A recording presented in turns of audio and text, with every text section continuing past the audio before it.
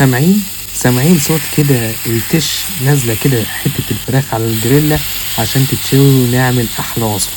تعالوا بقى أقول لكم، أنا كنت نايم كده، صحيت من النوم جعان قوي. قلت يا أبانوب أنت عامل دايت؟ طب بص، فتحت التلاجة لقيت عندي حتتين فراخ كده، ولقيت عندي كمان شوية صويا صوص وشوية من دبس الرمان وبصلاية صغننة وكمان فصين توم.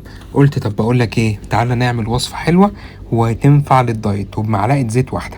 عندي بقى طبق كده هنزل عليه بشوية من صويا صوص، معلقة كبيرة يا جماعة، وكمان ده دبس الرمان هنزل كده ايه بمعلقة. هتقولوا لي دبس رمان وصويا صوص؟ هقول لكم عشان الفراخ كده تبقى مزة وحلوة وجميلة وزي العسل. عندي بقى يا جماعة التوم، ده فص توم كده كبير مفروم. هاخد فص التوم بتاعنا الجميل ده وهبدأ انزل عليه مع الدبس الرمان وكمان الصويا صوص. هتقولوا لي بس كده؟ هقول لكم لا، هدي بس كده تقليبه تمام علشان كده التتبيله تبقى حلوه، وهدي شويه بهارات.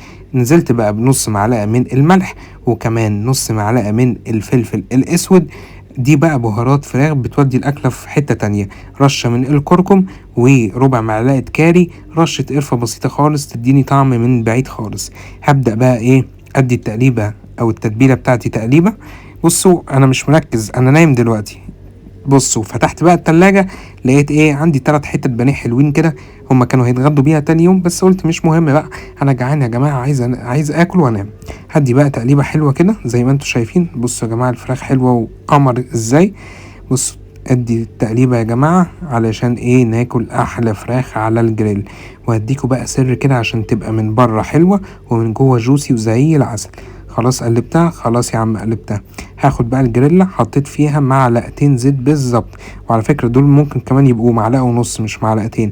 هدي بقى بالفرشة كده مسحة بسيطة وابدأ ايه، اعلي النار شوية. عليت النار، انزل يا باشا بالفراخ بتاعتك على الجريل وهي سخنة.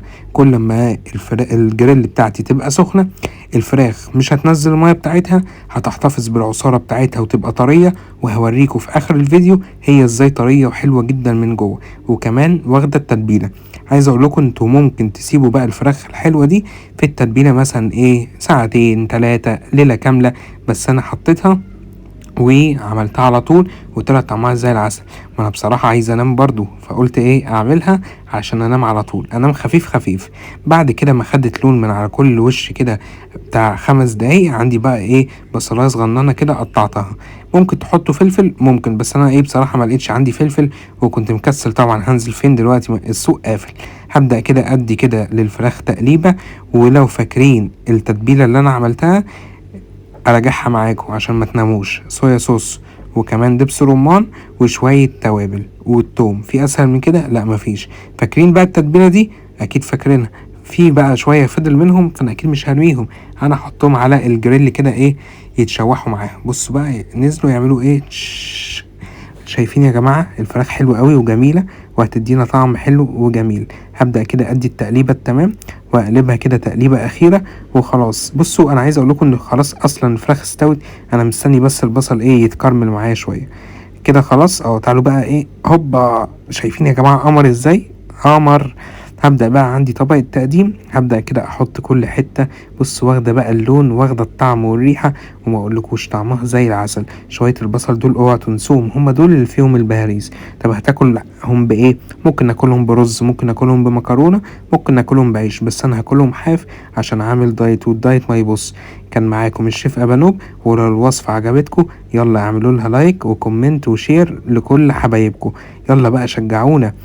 ممكن تتابعوني كمان على اليوتيوب، الشانل بتاعتي اسمها الشيف ابانوب عادل. يا رب الوصفة تكون عجبتكم، تصبحوا على خير.